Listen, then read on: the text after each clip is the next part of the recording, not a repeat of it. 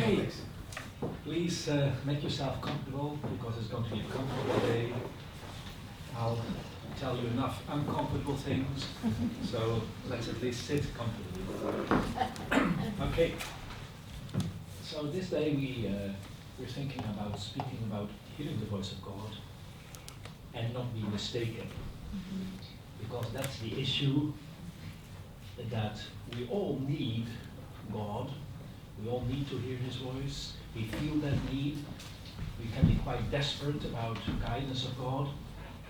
And wherever I travel in the world, it's in fact always the same. I find children of God in confusion.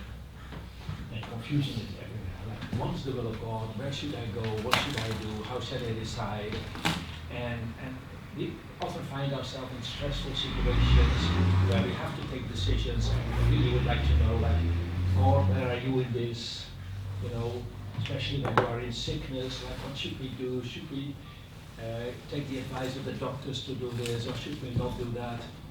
Stress and no revelation, lack of answers, confusion everywhere. Young people come to me, yeah, what should I do? Should I go to Bible school or go to medical school? All those questions like, what should I do? We're full of questions, and there's generally a lack of answers.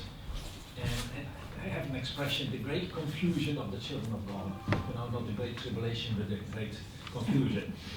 Because it seems to be so difficult to hear the voice of God. Yet, in the scriptures, we read about people that walked with God, and God would speak to them in the most strange ways, and they would recognize this as God. And just to start with a very simple example, it's the Christmas story, and so I just combined some things. So there's this couple, Mary and Joseph, and they're engaged, and at some point, Mary is going on a holiday for 3 months.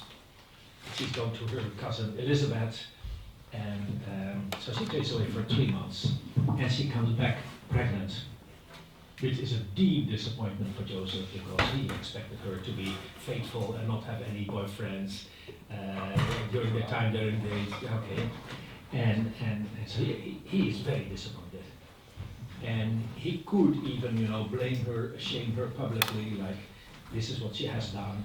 The Old Testament even has the death penalty for that. If you're engaged to someone and you have sexual affair with someone else, in the time of Jesus, that punishment was not applied anymore because they fell under Roman jurisdiction. But anyway, she would really be isolated from society, like, what kind of woman are you? What kind of behavior is this? And so Joseph, as he still loves her, he says, okay, I don't want to expose her to all this. Let's just split. And then he has this dream in which an angel, well, now for us the angel is the one with white wings and stuff, but in the Bible the angel is just a messenger, it's just a person. So in the dream there is someone, a person that says, Joseph, son of David, don't hesitate to marry your fiancée, because he is pregnant of the wind. In Greek and Hebrew, the word of spirit is the same word as wind. In the New Testament it's pneuma, in the Old Testament it's ruch. So she is pregnant of some kind of holy wind, and okay. If I were Joseph, waking up the next morning, I would say, crazy dream. I mean, never in history any woman has got pregnant of the holy wind, so this is completely ridiculous, and I'm just going to ignore it. It was just a kind of nightmare, something stupid, and so I'll wave that away. But he obviously recognizes the voice of God and Mary. Quite an irrational thing to do, because it doesn't fit in any concept. It has never happened in history, and I can only conclude that Joseph was used to hear the voice of God, that he recognized it, that it was not new for him, but that he already had a walk with God for a long time. At the end of the Christmas story, and that must have happened about 2 years later, the 3 wise men visit Joseph and Mary. They're still living in Bethlehem, surely not in the grotto, surely not in the stable. we combine that, like the wise man came the next day after Jesus was born. In effect, they came almost 2 years later. And so when they saw the star, they still had to prepare. It was a long journey, so let's say 1 year later. And Joseph and Mary lived in a house, because the star stands still over a house, not a stable. So by that time they live in Bethlehem, they have settled there. And I just use a little bit of fantasy. So I think Joseph, there were no government benefits, so he would work. And I guess he's a carpenter, so he set up a little carpenter shop there. He was repairing furniture, making furniture, that kind of business. And it might have been fairly simple. And so that's the place where the wise men come and adore Jesus. And after they have left, there's again this dream in which a person, an angel, but visible as a person, addresses him and says, Joseph, take your wife and the child and leave now for Egypt. And so again, if I would be Joseph, and this would happen in the dream, I would command to God and say, Lord, give me 2 weeks, to finalize my business. There's still some stuff that's not finished that I have to bring to the customers. Tomorrow this guy is going to pay me for what I did for them. I still have something just freshly painted. The painted is not dry yet, so give me a few days to finalize my business and sort this all out, and then I'll obey. And so what Joseph does, he punches Mary and he says, don't make any sound, take the baby, we're leaving. And so without giving any notice to anyone, in the middle of the night, they leave Bethlehem. There are no street lanterns, it's pitch dark, but they leave and go to Egypt. And I even imagine, the next day the customers come. So they knock the door and they say, Joseph, it's 9 o'clock, we know the bed is warm, yeah, you're freshly married, we know.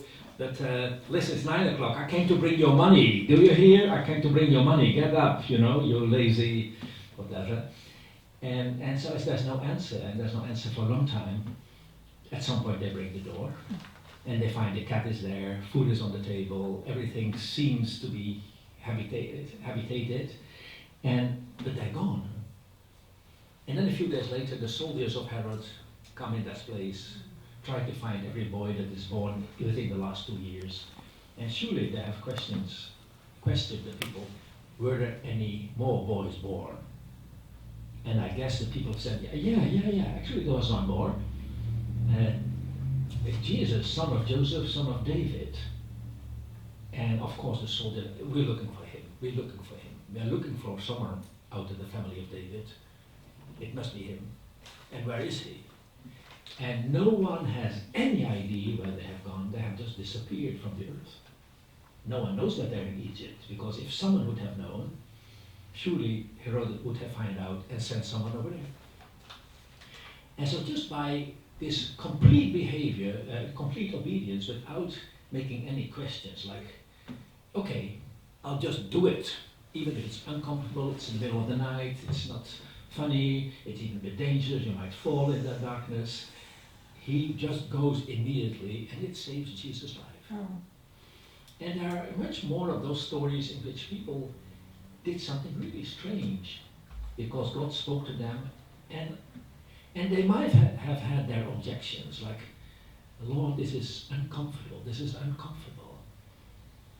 I'm just thinking for a moment about Abraham. It's a long story, I can't deal with all of that.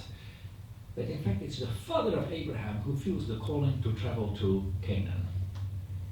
In Genesis chapter 11, you read about a guy called Terach, at least in my translation he's called Terach, father of Abraham, and that man lives in Ur, and it says he set out from Ur to go to Canaan, and he never gets there. He stops halfway in a city called Haran. So that's where the family settled. The guy even gets 200 years old, so he has probably 100 chances to go to Canaan, and he doesn't. He planned to go there, but he didn't. And so then God calls Abraham, his son, and says, Abraham, leave your family, leave your clan, leave your country, and go to the country that I will show you. A country that has never been before. And because that's the promised land, that's where I will make you to a big nation, and so all the promises stuff. So again, I go in a discussion with God. I'm this rational person, I'm Abraham now, and I say, Lord, wouldn't it be easier if you bring the promised land here? And give me the blessings here. I mean, why should I travel to a country that I don't know? And here everything is okay. This is actually the place where paradise has been. If you want to locate where has paradise been, you come pretty close to Haran because it's at the Euphrates River.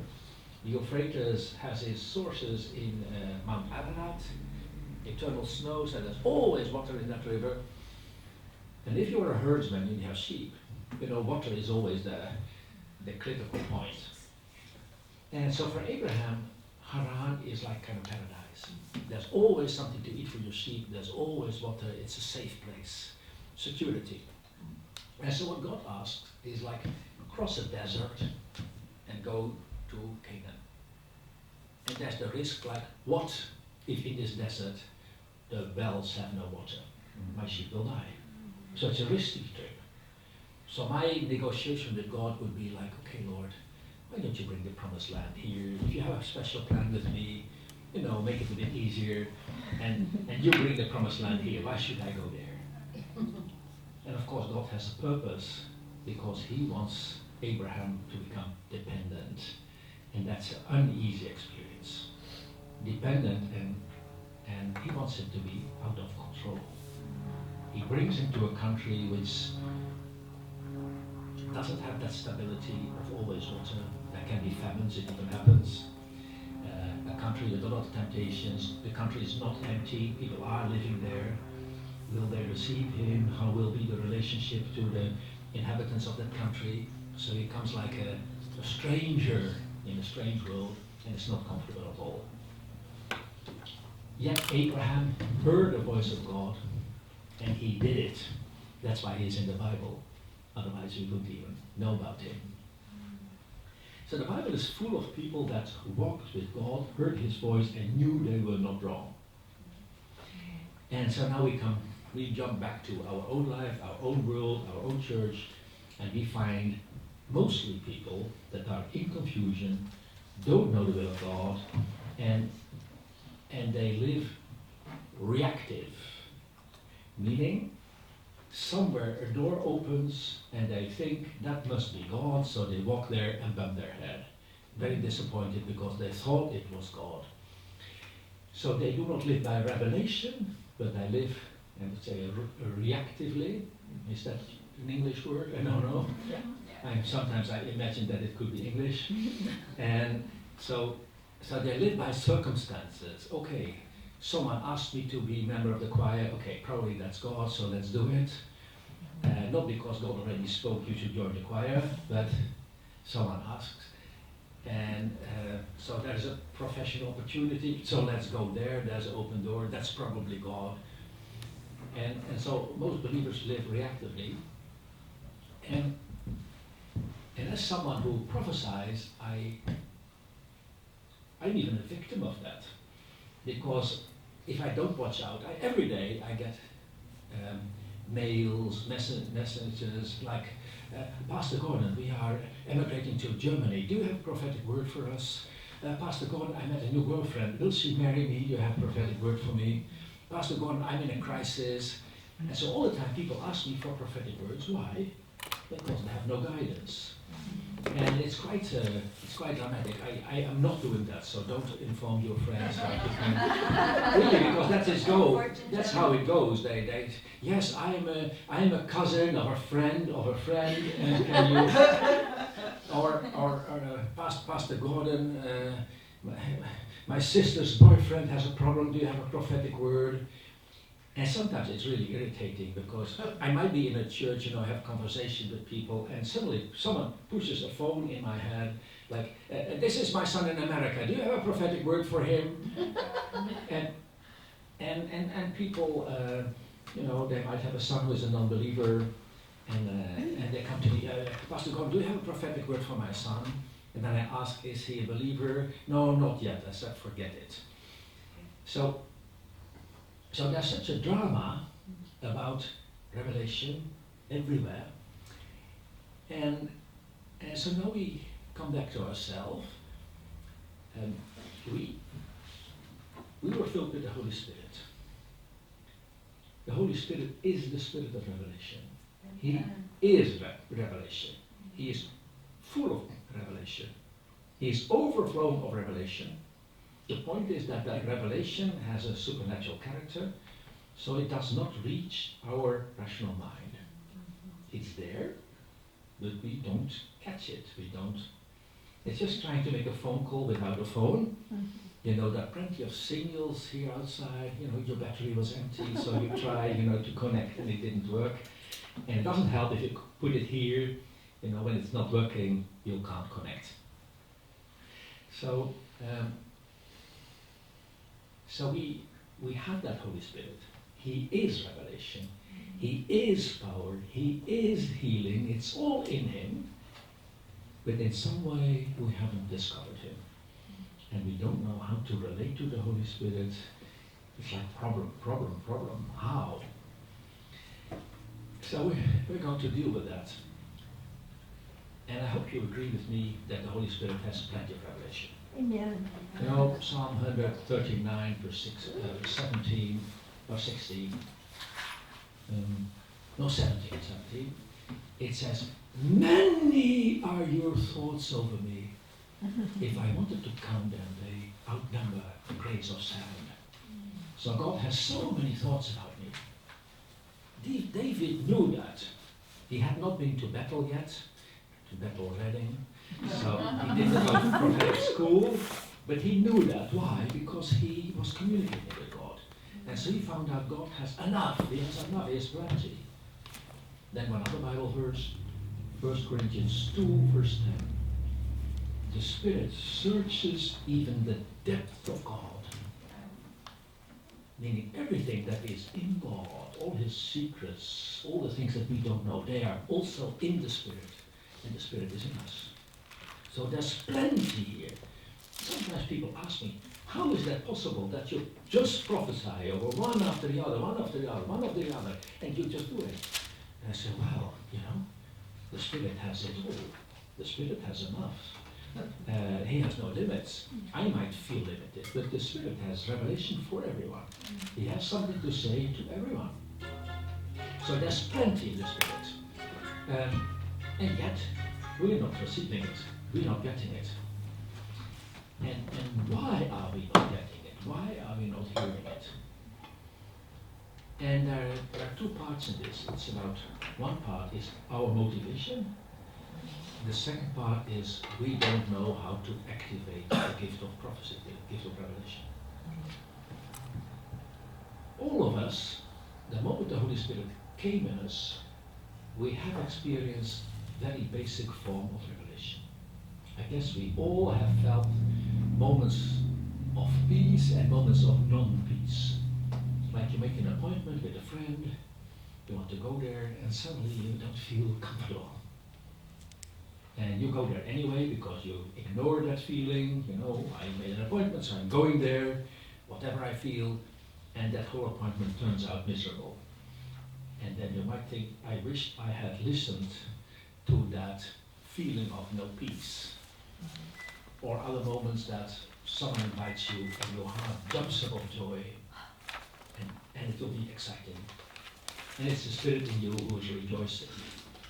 So we all have that basic sense of revelation, but it's not verbal, it's not messaging, it's just basic feelings. We all have that. Then what we also have is now and then a sudden impulse, like God takes initiative, and suddenly we know. It just happens. Or suddenly you feel like something. It can happen middle of the night. I should phone my aunt. And then mostly our reaction is, I'm not going to do that, because it's middle of the night, she's sleeping, and so I don't want to disturb her, so I'm not going to do that. Rationality takes over, and we ignore that kind of impulse. And exactly at that moment, she needed it so much. Maybe she even had very negative thoughts, even suicidal thoughts. And we should have told, but we didn't, because we reasoned it away. So we without calling it revelation, we already have some spontaneous revelation. But still, that's not enough. It's not enough. It's not enough for daily life. Daily life is so complicated. You know, how to raise your children, they're all different. Like, must I be tough? Must I be kind? You can't, use the same formula on all your children because they're all different. In life, you cannot go by general rules because the people that you meet, they're all different. And sometimes God wants you to be strong, sometimes He wants you to compromise, sometimes He wants you to give way. It's too complicated to make rules out of that. You really need that guidance, but we don't have it. We don't have it. As I want to share with you a few areas to come into communication with God, and at some point it might even shock you. Like, now I realize why I'm not hearing. And the first question would be, how does God want to communicate with us, and what do we expect of the communication between us and God? Like, how does God see communication with His children? And what kind of communication do we desire? And that might be quite different. So, when we want to hear from God, it's mostly information. Lord, I want to know, should I go left or right? Should I take this education or that one? Should I take this job or that one? Should I emigrate to Silicon Valley or get away from here? Should I stay in this church or leave it? So we want data, we want information, and then God appears not to be the tourist office for life. And so very often we do not get that information, and we start doing this. We take a very serious face, and then we hope that something of God's answer might be at that place. Maybe it's not. And I'll be very honest to you, if I didn't get the answer, I would even do like this, so that I wouldn't know what is the New or Old Testament, and then try it again. And God in His grace, sometimes He answers through His word, sometimes, but I guess you agree with me that many times it just got confusing and there was no answer. Because we're trying to force an answer and God's not giving it. So then we have another option, asking for signs. So we go the Gideon style, and we say, okay, Lord, if I see 3 blackbirds today, it's a yes. And if I don't see them, it's a no. And yeah, I mean, I see that everywhere because people lack the direct communication. They try to ask for signs, or they go to a prophet and see if they have an answer. And when you don't give them the answer that they want to hear, they're very disappointed. I had some occasions where someone asked me for a prophetic word, and that they would really react. I didn't want to know that. And then you ask, what did you want to know? Well, I wanted to know if I will have a visa for Canada. Or whether the tax office will go to pay back to me. Those kind of things. So how does God see communication with us? And then, why did He make us? What was God's idea for creating us? What was His plan? And there are many, again, so many theological dogmas about that. We are created to worship God. That's quite okay, but really, it's not that. Because if God wants worship, He just has to create a few more angels, and they'll sing a lot better than us. And so actually, God created us for a kind of marriage. Yes. We are called the bride of Christ. We're called children of God. So the words that we use for the most closest relationship on earth, God applies to himself in his relationship to us. Father, children, husband, wife, bride, bridegroom, those kind of words God uses to describe relationship with us. This is what he wants. In fact, this life is only the preparation for something much bigger, eternal life, which is not dressed in white, playing harps and waving the palm tree leaves, but it's about ruling the world or ruling the universe together with him. It's partnership. Peter says that the promise that we have is that we will share the divine nature, meaning at some point we will fit as a worthy marriage partner of God. We are called for a marriage. We are called for eternal partnership in which God wants to rule the universe together with us. And it's like a partnership. And we are prepared in this life for that partnership. So we're, in fact, in a love affair. Yes. And so God's idea about communication with us is not business, it's not information office, but his idea is a love affair. And on our side, it's information. Give me information, give me the guidance that I need. And God, I'm sorry to say, but he's simply not interested. And he said, I'm not for that, I'm not for that. I'm for something else. I want a love affair. And so when God wants to speak to us, first of all, he speaks a love affair. And I have sometimes you need a kind of theater, and some of you already saw that, some of you didn't. And I think I should do that theater here as well. You know, I want you to imagine two young people, and they both have a smartphone. And they're very much in love, but they're separated by a long distance. So one is living here, let's say the girl is living here, in, what's the name of this place? Hayward. Hayward, so the girl is in Hayward, and the boy is in New York, something like that. They're very far apart, and so they connect to the smartphone, and so we want to listen to their communication. And, well, the microphone will just disturb me, so I'll just speak a bit louder, and don't use that one. And so let's see that here is the boy in New York, there is the girl in Hayward. And so as I have no partner, we can't do it in two persons, so I have to play both roles.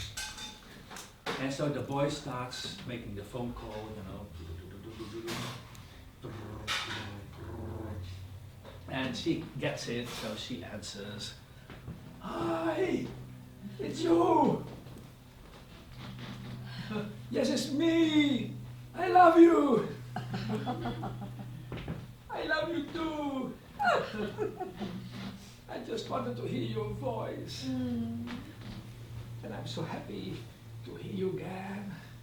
I love you. I miss you. I miss you. I'm so happy to hear you. You're making my day. I love you. It's such a long time. I haven't seen you for 3 months. It's too long, I know. So when you're coming here, I don't know. Why don't you know? I have no money for the ticket. Don't worry about that. I'll pay the ticket for you. You get here. So what kind of communication is that? Is it about the ticket? It's not about the ticket. It's just love flowing back and forth. Those people love one another. It's the exchange of love, desire, passion, their loneliness,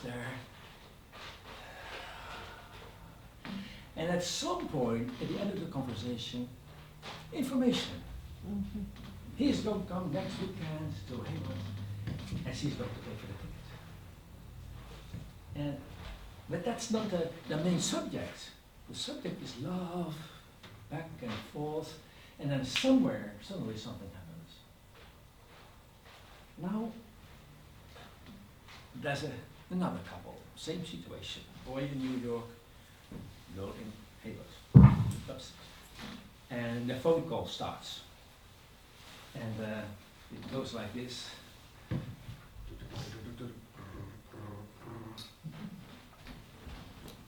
Hi, it's you. Yes, listen, I want to come next weekend to Hayward, but you have to pay the ticket.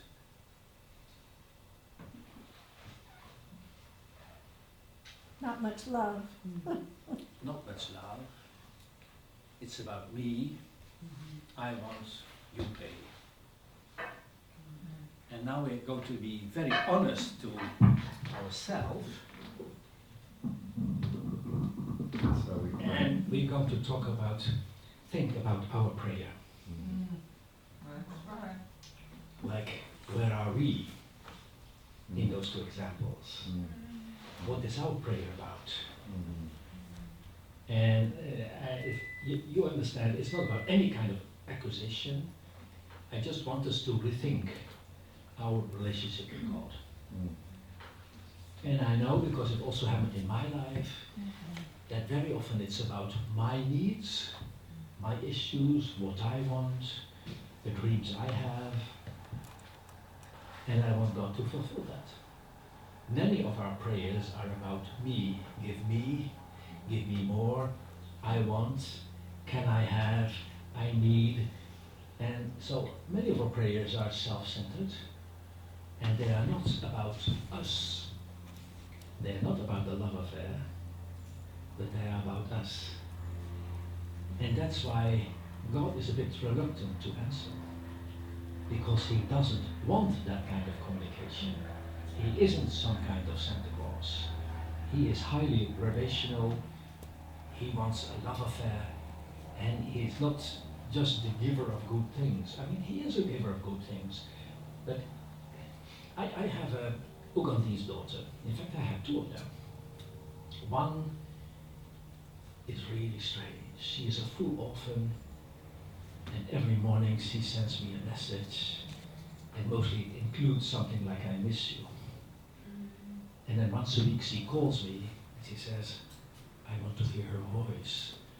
And in the beginning, when she called me, I thought, well, there must be something wrong.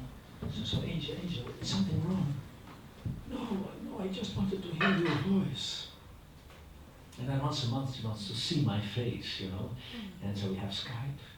Of course, her access to internet is very limited, but she wants to hear my voice, just to hear my voice. She wants to see my face. When I come there, she has decorated my room with love letters. I have the best daddy in the world.